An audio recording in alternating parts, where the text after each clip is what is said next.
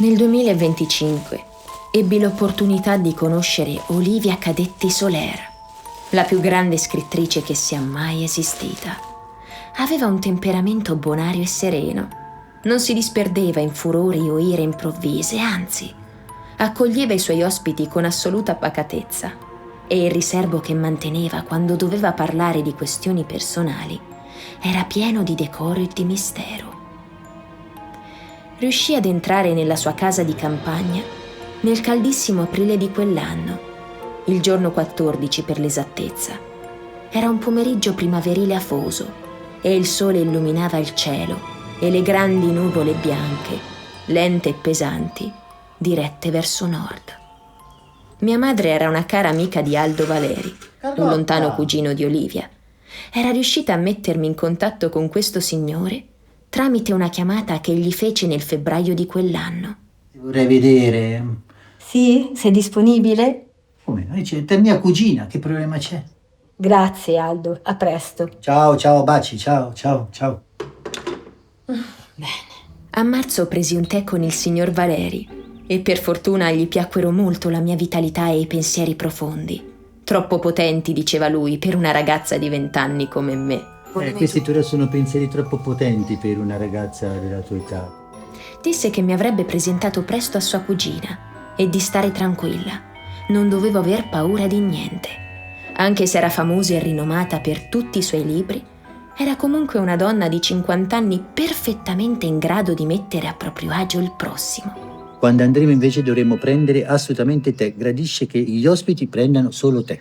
Ah, e poi avevo letto in un'intervista che lei invece non lo beve. Lei non beve ma pretende che gli altri bevano. Signor Valeri, lei è veramente un angelo. E così fu. Appena entrai nella sua casa immersa nel verde della campagna di Cades, venni accolta dalla cameriera, una donna molto discreta originaria della Romania. Mi fece sedere in salotto insieme al signor Valeri, comunicandoci l'imminente arrivo della signora. Arriva. Grazie, Maddalena. Il salotto era pieno di vasi e di quadri.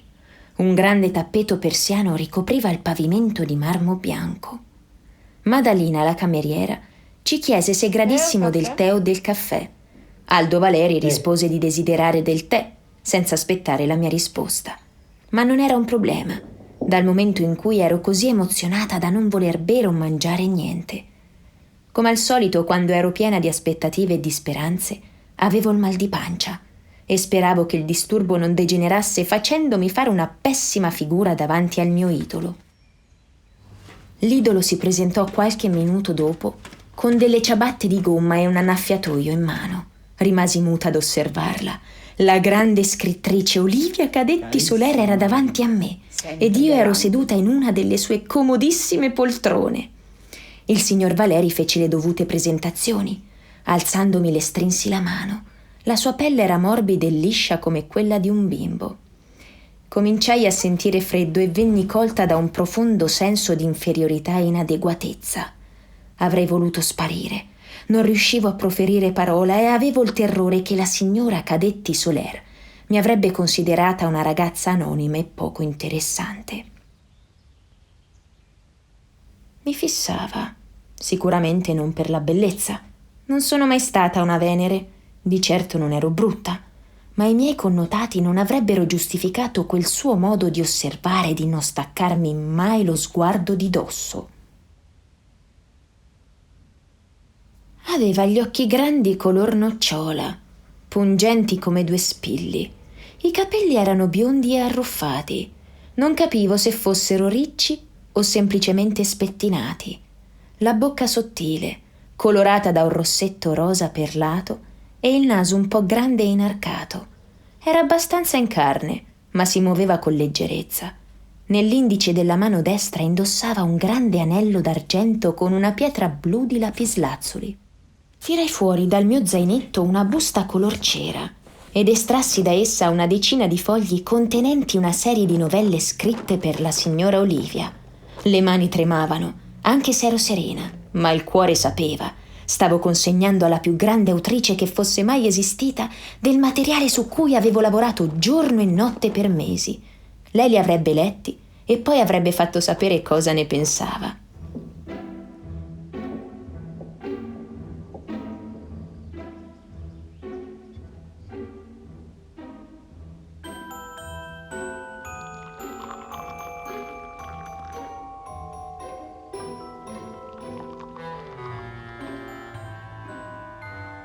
Grazie.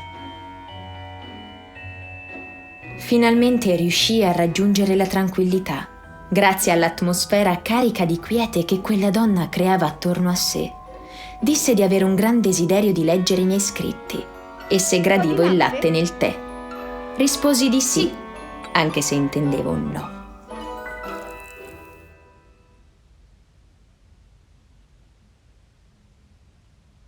Squisito.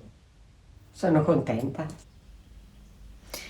Rimasi lì per qualche ora insieme ad Aldo Valeri. Parlava ininterrottamente. Poi entrò nella sala un'altera gatta nera.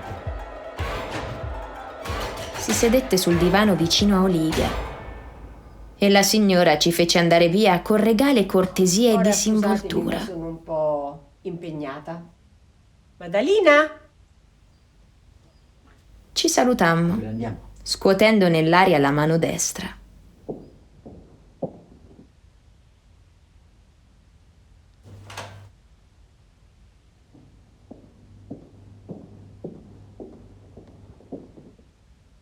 Arrivederci.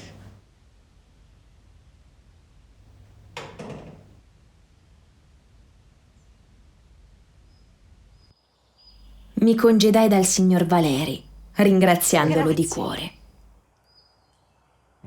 Poi tornai a casa, correndo piena di felicità e di agitazione. Non vedevo l'ora di raccontare tutto quanto alla mamma. Fu molto contenta e soddisfatta. Disse di non temere. Per fortuna tutto era andato nel migliore dei modi. Presto la grande autrice Olivia Cadetti Soler avrebbe fatto sapere cosa ne pensava della mia penna e del mio futuro da scrittrice. Passò un mese, ma non arrivò alcuna notizia. Ne aspettai un altro. Ancora niente.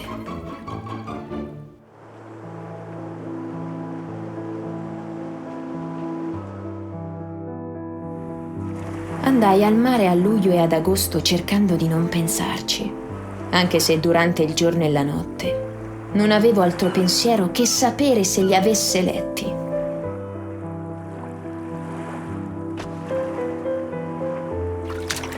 A settembre ritornai a casa, molto sconsolata e molto depressa. Anche la mamma era triste, ma non lo dava a vedere per non aggravare la situazione e per non aggiungere un ulteriore peso al mio povero cuore. Ad ottobre la mamma telefonò al signor Valeri chiedendogli se per caso fosse successo qualcosa alla signora Olivia. Lui le rispose che stava benissimo, stava scrivendo un nuovo libro. Ah, ha scritto anche un altro libro, eh? Mia madre rimase turbata e ordinò a me e a se stessa di smettere di pensare a quella donna. Un pomeriggio di novembre l'aria era stanca ed instabile. Avevo l'umore come il tempo. Mentre stavo preparando un pezzo di pane e marmellata, arrivò il postino e lasciò una lettera.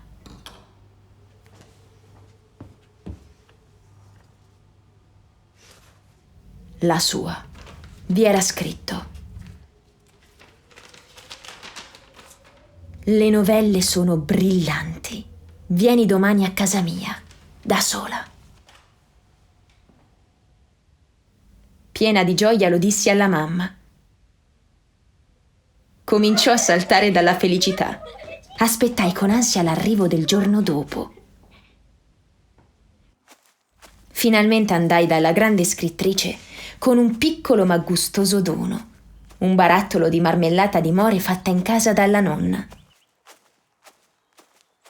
La casa pareva desolata, non brillava più come a primavera, emanava un'aria triste e poetica. Bussai alla porta ed aprì Madalina con il suo solito accento rumeno. Questo è un piccolo presente per la signora. Mi fece accomodare nella stessa poltrona della volta precedente e domandò se desiderassi del tè o del caffè. Io risposi di non volere nulla e la ringraziai per la premura. Disse di aspettare l'arrivo della signora.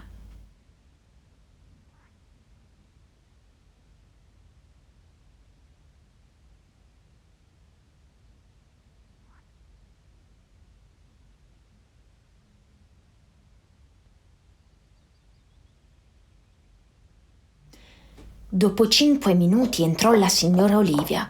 Pareva sconvolta, spettinatissima, gli occhi infossati. Tremava come una foglia al vento.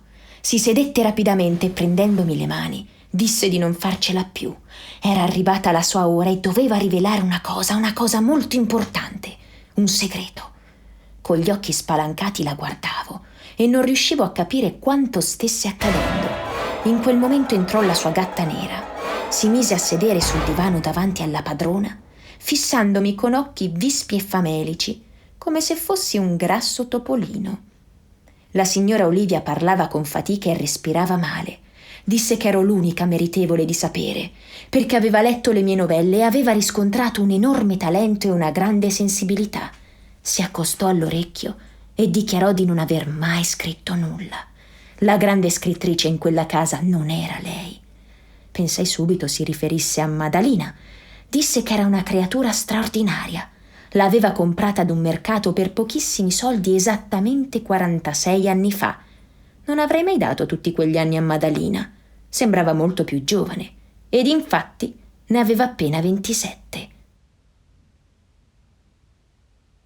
La signora si riferiva ad Agata, la sua gatta nera. La guardai sconcertata e pensai di avere davanti una pazza, ma era perfettamente in sé. Disse che Agata era la più grande scrittrice mai esistita al mondo. Lei non aveva scritto niente e aveva rubato tutte le sue opere firmandole con il proprio nome. Si sentiva una ladra e una meschina e non voleva morire con questo senso di colpa immenso. Doveva rivelare il segreto a qualcuno e aveva scelto me. Olivia aveva gli occhi pieni di tristezza. Disse di aver fatto testamento e che mi avrebbe lasciato Agata in eredità. In quel momento piombò sul tavolo un portafotografie e il cuore della signora Cadetti Soler cessò di battere. Morì, cadendomi addosso. L'adagiai sul divano e in quell'istante l'altera gatta si diresse verso la macchina da scrivere.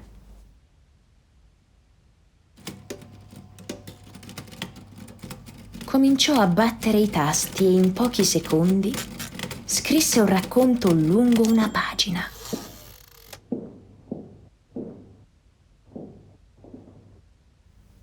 Andai accanto a lei e lo lessi. Era meraviglioso. Piegai il foglio e lo nascosi in tasca.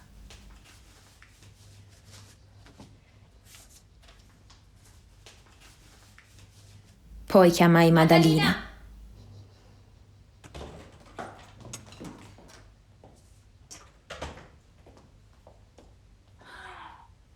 Signora! Vedendo la padrona morta sul divano rimase sconvolta e mi abbracciò forte. Ha detto che mi ha lasciato Agata in eredità. Lo so. Dal momento in cui Olivia me l'aveva lasciata in eredità, presi Agata e la portai a casa.